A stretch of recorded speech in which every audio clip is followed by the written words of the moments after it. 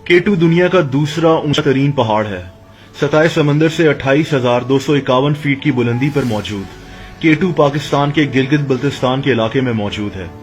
केटू दुनिया के ऊंचे तरीन पहाड़ माउंट एवरेस्ट से सिर्फ चंद 100 फीट छोटा है, लेकिन माउंट एवरेस्ट के मुकाबले में केटू को सर करना दुनिया के हर कोपहमा का ख्वाब है, क्योंकि केटू की चोटी तक पहुंचना इंतहाई मुश्किल काम है। इसकी वजह केटू का मौसम और इस पहाड़ की स्टीपनेस है। ये पहाड़ बेहद सीधा है। हर साल दुनिया के बड़े बड़े माउंटेनियर्स यानी कोपहमा केटू को सर करने का ख्वाब लेकर पाकिस्तान आते हैं। ये लोग गर्मी में केटू को सर करने की कोशिश करते हैं, क्योंकि सर्दियों में केटू को सर करना इंतहाई खतरनाक है और आज तक कोई ऐसा नहीं कर सका। केटू पर जाने वाला हर 4 में से 1 कोपहमा अपनी जान खो बैठता है। इन लोगों की लाशों को केटू से नीचे लाया नहीं जा सकता और तभी केटू के सामने स्टील की प्लेट्स पर इन लोगों के नाम लिखकर लटका दिए जाते हैं। ऐसे लोगों को घोस्ट ऑफ केटू भी कहा जाता है। अगस्त 2008 में केटू पर कुछ ऐसा हुआ जिससे पूरी दुनिया शॉक्ड हो गई। 11 लोग एक ही दिन में केटू पर अपनी जान गंवा बैठे और कई लोग शदीद जख्मी हो गए। इस वाकये को किसी भी पहाड़ पर तारीख का सबसे खतरनाक वाकया भी कहा जाता है। जुलाई 2008 के आखिरी हफ्ते में दुनिया के मुख्तलिफ कोनों से 6 टीम्स केटू के बेस कैंप पर इकट्ठी हो गईं। हर किसी का ख्वाब केटू की चोटी तक पहुंचना था। इनमें Holland, Korea, Serbia, America, France और इटली की टीम्स शामिल थीं। इनमें आयरलैंड, नॉर्वे और नेपाल के कोपहमा भी शामिल थे, जबकि पाकिस्तान के पोर्टर्स भी इस टीम का हिस्सा थे, जिनमें हुंजा से ताल्लुक रखने वाले मेहरबान करीम और जिहान बेग शामिल थे। पोर्टर्स उन लोगों को कहा जाता है जो कोपहमाओं की मदद के लिए उनके साथ पहाड़ पर जाते हैं। लेकिन केटू को सर करना आसान नहीं था। ये टोटल 30 लोग थे। इन्होंने फैसला किया कि केटू की तरफ अलग अलग जाने से बेहतर है कि इकट्ठा एक टीम बनकर केटू को सर किया जाए। 31 जुलाई की रात को ये तमाम लोग इकट्ठे हो गए। इन्होंने फैसला किया कि कोरियन टीम केटू पर फिक्स्ड रोप्स लगाएगी।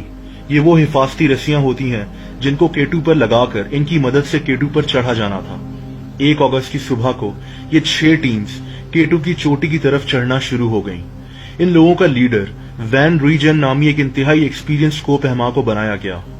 12 घंटे तक मुसलसल चलने के बाद पहला हादसा पेश आ गया। हुआ कुछ यूं कि सर्बियन टीम के ड्रेन मैंडिक ने खुद को रस्सी से अलग किया ताकि ये अपने आगे चलने वाले क्लाइंबर से आगे निकल जाए, लेकिन ये स्लिप हो गया और नीचे गिरकर मौत का शिकार हो गया।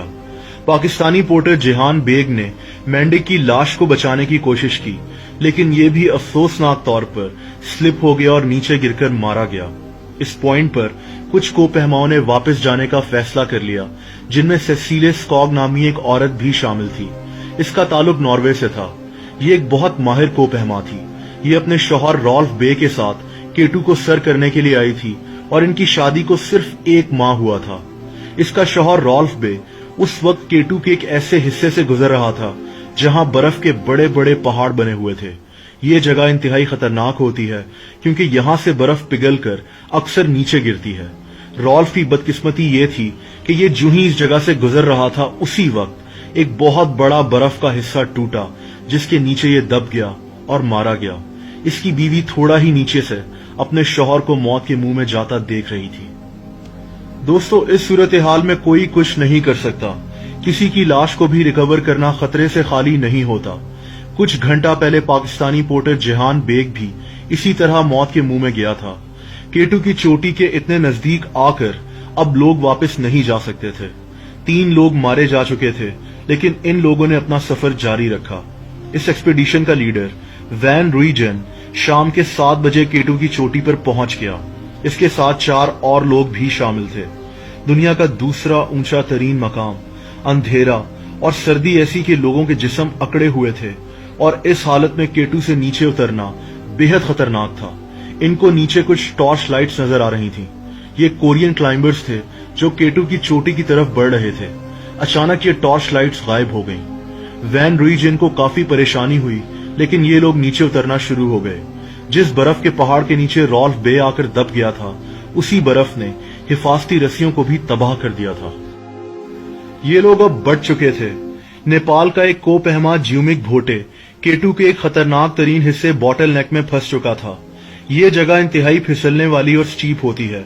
इसके दोस्त कसंग भूटे ने इसकी मदद करने की कोशिश की, लेकिन ये दोनों अंधेरे में स्लिप हो गए और केटू के बर्फीले पहाड़ में कहीं गिरकर मौत का शिकार हो गए।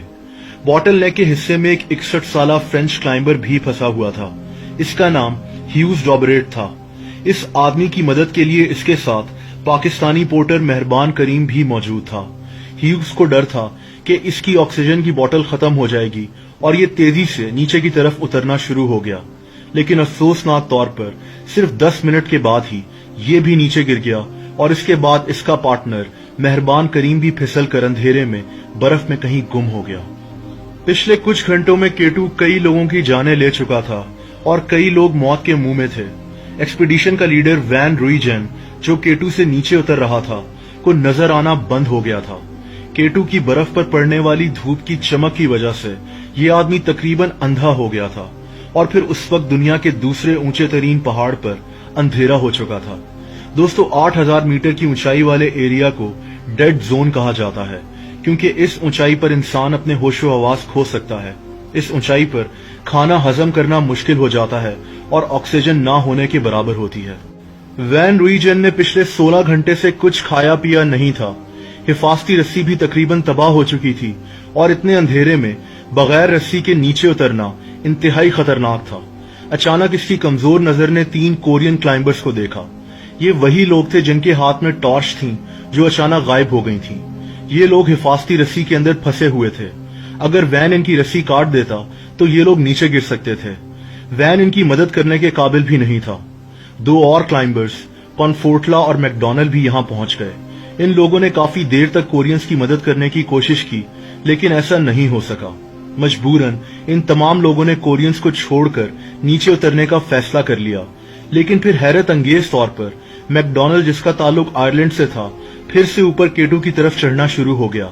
इसने ऐसा क्यों किया, कोई आज तक नहीं जानता। ये ऊपर की तरफ चढ़ ही रहा था कि अफसोसनाक तौर पर एक एवलांच आ गया, यानी बर्फानी तूफान आ गया, जो मैकडॉनल और 3 कोरियंस को अपने साथ बहा कर ले गया। इनकी लाशों का भी पता नहीं चल सका। अब सुबह के 5 बज चुके थे। एक्सपीडिशन का लीडर वैन रूइजेन, जो कि अपनी काफी बिनाई खो बैठा था, केटू पर ही सो गया। इसने थोड़ी बर्फ भी खाई ताकि इसकी बॉडी में पानी की कमी न हो जाए। इसको ठीक से दिखाई भी नहीं दे रहा था और इसको पता था कि इसकी मौत केटू पर ही हो जाएगी, लेकिन इसने अपनी आखिरी कोशिश करने का फैसला किया।